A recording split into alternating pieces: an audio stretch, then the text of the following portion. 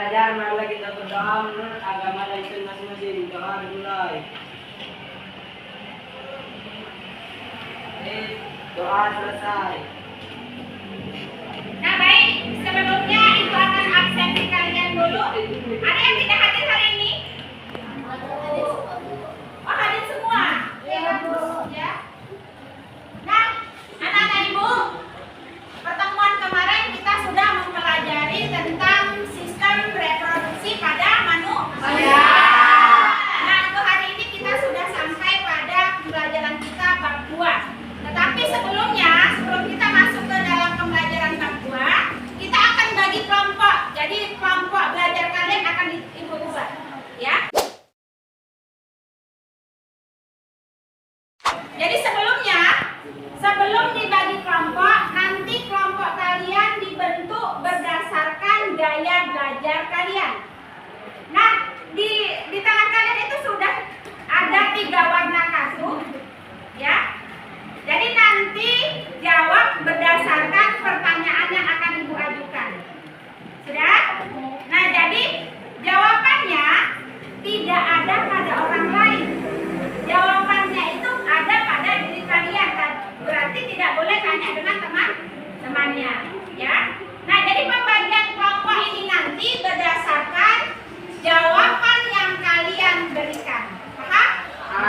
Oke, sekarang perhatikan.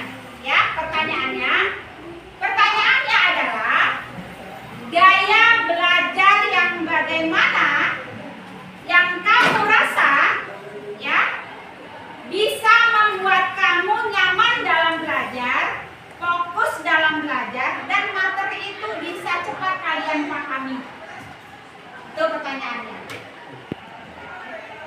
A, ya, pilihan A, gaya belajar dengan membaca di tempat yang hening atau mendengarkan fokus.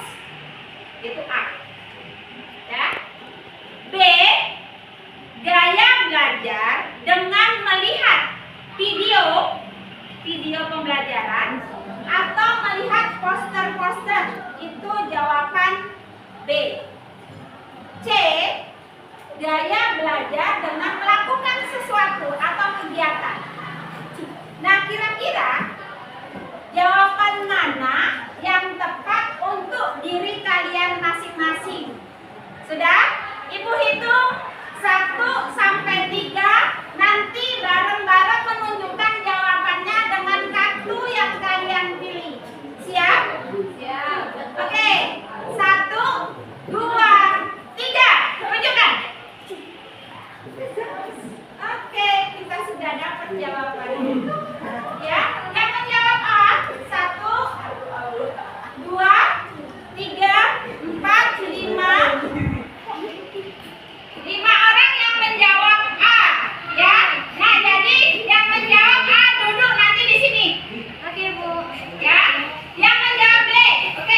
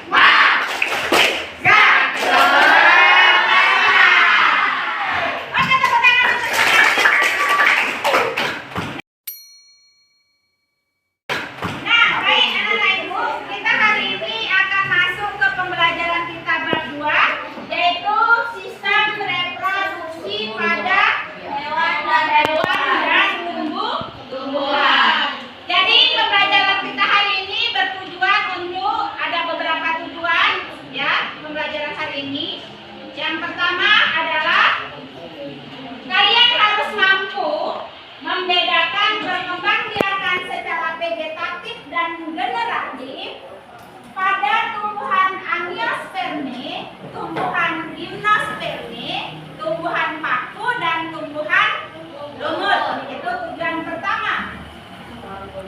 Kemudian yang kedua adalah kalian harus mampu memahami apa manfaat teknologi perkembangbiakan baik pada tumbuhan maupun hewan. Ya. Kemudian tujuan yang ketiga adalah kalian harus mampu membedakan perkembangbiakan secara aseksual dan seksual pada hewan. Nah, untuk mencapai tujuan ini, maka ibu akan membagi tugas kelompok. Ya, untuk kelompok kelompok A1 ini kerjakan tentang sistem reproduksi pada hewan aseksual. Nanti dibahas ya, kemudian harus dipresentasikan. Jadi nanti kalau sudah selesai didiskusikan, kalian harus bisa mempresentasikan ke depan ya. Untuk kelompok B, ini kelompok B ya. Nah kalian kan memilih gaya belajar dengan menggunakan video ya. Nanti dikasih videonya. Begitu juga dengan kelompok C. Kelompok C di sini ada yang harus kalian kerjakan, yaitu membedakan bunga sempurna dengan bunga tak sempurna. Jadi nanti kalian tempel di sini, kalian gunting dulu ya, kalian gunting. Nanti baru ditempelkan sesuai dengan fungsinya ya. Oke, silakan.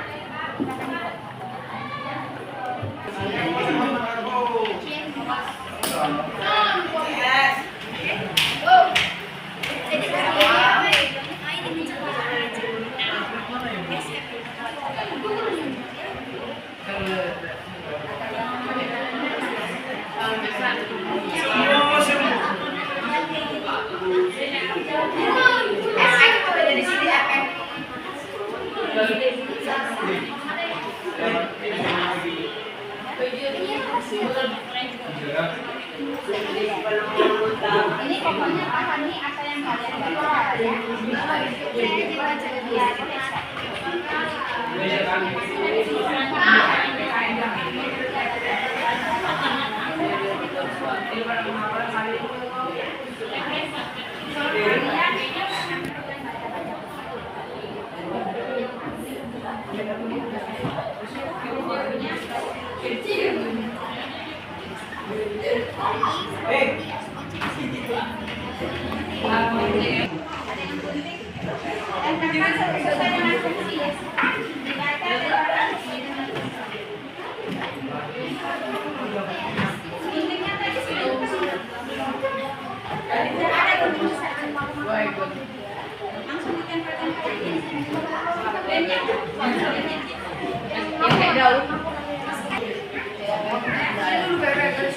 Oke, ini nanti kalian gunting ya, disesuaikan dengan fungsi dari organ-organ bagian tulang.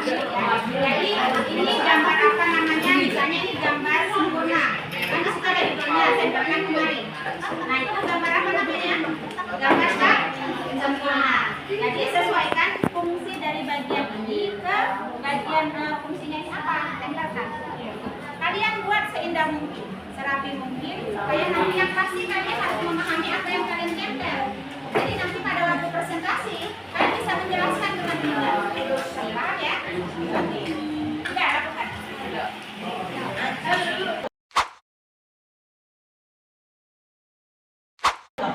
Sudah? Gimana anak-anak? Sudah siap tugas kelompoknya? Oke, baik. Nah, sekarang kita masuk pada sesi presentasi. Sesuai dengan nama urut yang sudah kita sepakati tadi, maka kita persilakan siap-siap untuk kelompok 1 ya, untuk mempresentasikan hasil diskusi kelompoknya. Silakan kelompok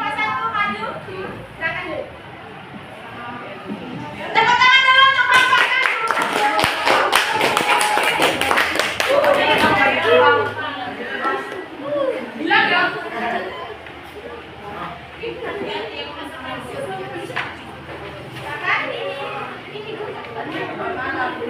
siang semuanya. Kami dari kelompok 1 ingin mempresentasikan dan menjelaskan apa itu pengembangbiakan secara aseksual. Sebelumnya kami akan memperkenalkan diri. Perkenalkan, saya Yulia Susarinaka. Perkenalkan, nama saya Salsa Nabila. Baik, dalam perkembangan aseksual pada hewan itu terbagi menjadi 3 jenis. Yang pertama ada dalam bentuk tunas. Bentuk tunas ini merupakan cara berkembang biak dengan cara membentuk tunas untuk menghasilkan keturunannya. Contohnya hewan dari filum Porifera dan hewan dari filum Coleoptera ini yang dapat membentuk tunas misalnya hidra yang terhubung dari jenis Amelia. Yang kedua ada dalam bentuk fragmentasi, di mana salah satu contohnya adalah jenis Mammalia, merupakan salah satu contoh hewan yang melakukan fragmentasi. Terjadi melalui 2 tahap, yaitu pematahan atau pemotongan. Tubuh hidup menjadi 2 bagian atau lapisan. Selanjutnya terjadi tahap regenerasi, yaitu setiap potongan tubuh tersebut membentuk bagian yang lain yang tidak ada pada bagian tersebut. Yang pada akhirnya setelah proses tersebut, setiap potongan tubuh tersebut akan membentuk individu baru dengan bagian tubuh yang lengkap seperti ini. Dan bentuk perkembangbiakan aseksual yang ketiga itu ada bentuk parthenogenesis, di mana secara alami dapat terjadi pada hewan lebah, semut, lebah, kutu daun, dan kutu air. Pada lebah, ovum yang dibuahi akan tumbuh dan berkembang menjadi lebah betina, sedangkan yang tidak dibuahi akan tumbuh menjadi lebah jantan. Lebah betina bersifat steril dan memiliki tugas sebagai pekerja dalam koloni. Lebah jantan sendiri bersifat fertil yang mampu menghasilkan sperma yang digunakan untuk membuahi sampel yang dihasilkan oleh lebah.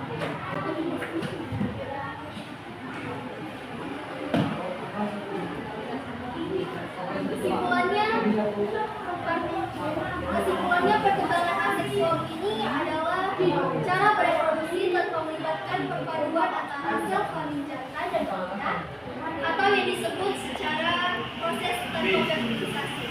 Organisme baru yang dihasilkan pun dari satu itu saja, sehingga setiap hewan yang bereproduksi secara aseksual menghasilkan keturunan yang secara genetik identik dengan ini. Sekian dari penjelasan dari kami. Jika ada teman-teman yang ingin bertanya, kami persilakan. Oke, tepuk tangan dulu semuanya. Baik, dari penampilan teman kalian dari kelompok 1, kira-kira ada yang mau tanya? Oke, silakan. Apa yang dimaksud dengan perkembangbiakan secara pathogenesis? Ya, silakan dijawab. Langsung bisa dijawab kelompok 1. Ya. Parthenogenesis adalah perkembangbiakan secara aseksual di mana betina akan memproduksi sel telur yang berkembang tanpa melalui proses fertilisasi. Oke, bagus sekali. Pertanyaannya bagus. Jawabannya juga benar. Tepuk tangan. Kelompok 1 untuk kembali ke tempat.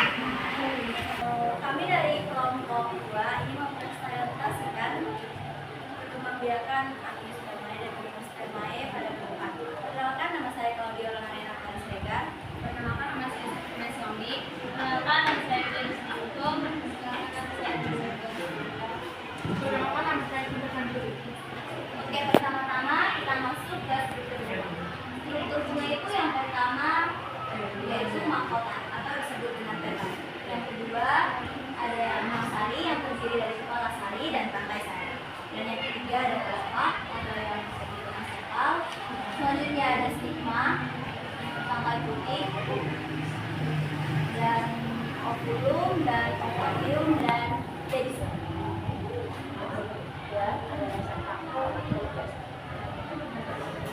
Geser aja. Ya. Selanjutnya berdasarkan kelengkapannya, struktur bunga dibagi menjadi dua, yaitu bunga lengkap dan bunga tidak lengkap. Bunga yang lengkap memiliki mahkota, kelopak, putih, dan satu. Sedangkan bunga yang tidak lengkap tidak memiliki salah satu. Berdasarkan alat reproduksi, bunga sempurna memiliki butik dan masuk. Bunga tidak sempurna tidak memiliki salah satu. Selanjutnya kita masuk ke bagian penyerbukan. Penyerbukan pada bunga terbagi menjadi 4. Yang pertama ada autogami atau menyerbukan secara sendiri, serbuk sari yang berasal dari bunga itu sendiri. Yang kedua ada geitonogami atau penyerbukan tetangga, yaitu serbuk sari berasal dari bunga lain yang masih dalam satu pohon. Selanjutnya ada perkembang penyerbukan secara alami atau silang. Serbuk sari berasal dari bunga lain yang sejenis tapi berbeda pohon. Yang pertama, spora itu menghasilkan protonema. Protonema menghasilkan lumut, lumut menghasilkan antheridium dan archegonium. Lalu antheridium menghasilkan spermatozoid, archegonium menghasilkan ovum, dan spermatozoid dan ovum menghasilkan zigot, zigot menghasilkan sporozoium. Selanjutnya reproduksi secara vegetatif. Demikian presentasi dari kelompok kami. Terima kasih dan selamat pagi. Selamat pagi semuanya. Tepuk tangan dulu untuk kelompok. Sebelum sesi tanya jawab. Oke, kira-kira dari presentasi kelompok B1 tadi ada yang mau nanya? Tanda tangan. Ya, silakan.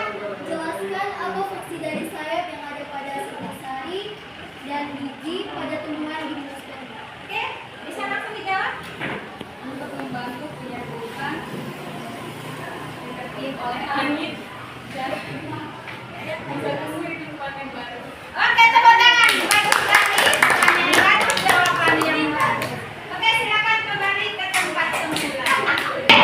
Nah, penampilan berikutnya adalah kelompok C2. Silakan kelompok C2 kembali ke depan. Silakan.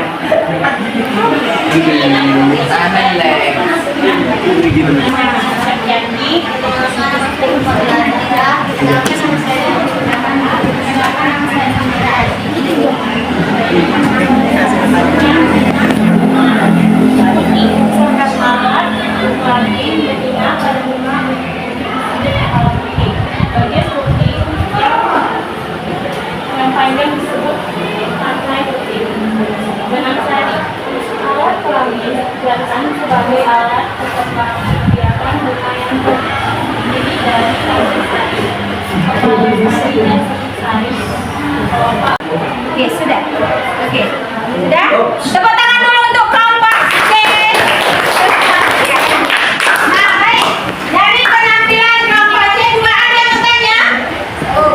Oke, silakan. Pada bagaimana terjadinya penyerbukan pada bunga sempurna? Ya, silakan jawab. Penyerbukan terjadi pada saat jatuhnya serbuk sari ke bawah putih. Oke, bagus sekali jawabannya. Baik, silakan kembali ke tempat.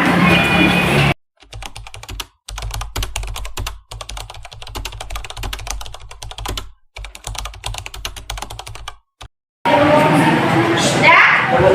Oke, kita tadi sudah melaksanakan persentase bagi setiap kelompok yang sudah masing-masing mempresentasikan hasil diskusi kelompoknya. Sekarang kita simpulkan bareng-bareng, ya. Apa materi kita hari ini? Perkembangbiakan pada tumbuhan dan hewan. Nah, jadi perkembangbiakan pada tumbuhan ini ada 4 tumbuhan. Yang pertama itu adalah tumbuhan angiosperme, tumbuhan gymnosperme, tumbuhan paku, dan tumbuhan lumut. Nah, oke. Jadi bagaimana perkembangbiakan pada tumbuhan angiosperme dengan cara vegetatif? Apa jawabannya kira-kira? Permai berkembang biak dengan cara vegetatif. Perkembangbiakan tumbuhan ini menggunakan bagian tubuhnya yaitu vegetatif alami. Contohnya rizoma, umbi lapis, tolon, umbi batang, dan untuk anak kecil. Iya. Dan vegetasi buatan contohnya mencangkok, steak, dan berbumbur. Iya, tepuk tangan dulu. Ya. Nah, berikutnya, bagaimana pengembangbiakan tumbuhan angiospermae dengan cara generatif? Silakan. Ya. Pengembangbiakan generatif dapat terjadi dengan cara yaitu penyerbukan, fertilisasi, penyebaran biji dan berkecambahan. Oke, tepuk tangan mendengar rupanya. Nah, baik. Hari ini kita sudah melaksanakan proses pembelajaran 42. Nah, jadi untuk tugas berikutnya, ya, silakan nanti kalian buka halaman 54 untuk menyelesaikan tugas-tugasnya. Kalian kerjakan di rumah, ya. Besok harus sudah dikumpulkan. Terima kasih pertemuan kita hari ini. Mudah-mudahan apa yang Ibu berikan bisa kalian pahami, ya. Nah, untuk itu, untuk semuanya, selamat pagi. Terima kasih.